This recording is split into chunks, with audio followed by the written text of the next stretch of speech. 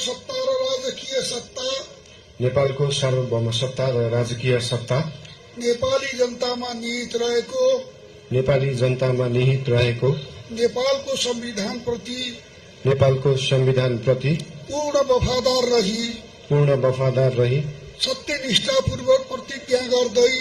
सत्यनिष्ठापूर्वक प्रतिज्ञा गर्दै ईश्वर, देश र जनताको नाममा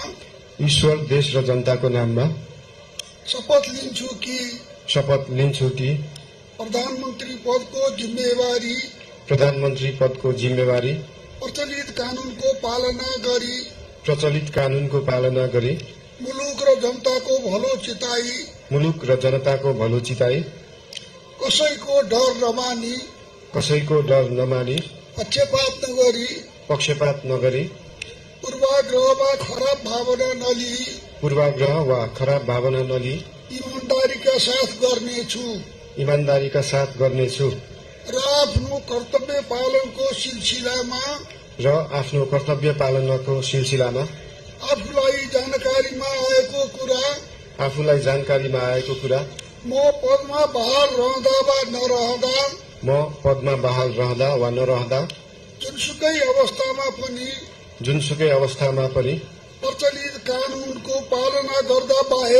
प्रचलित कानूनको पालना गर्दा बाहेक अरू अवस्थामा कुनै किसिमबाट पनि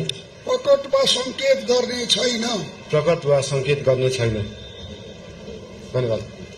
यसपछि नवनियुक्त सम्माननीय प्रधानमन्त्रीज्यूलाई आफ्नो आसनमा रही शपथ पत्रमा हस्ताक्षर गरिदिनु हुन अनुरोध गर्दछु।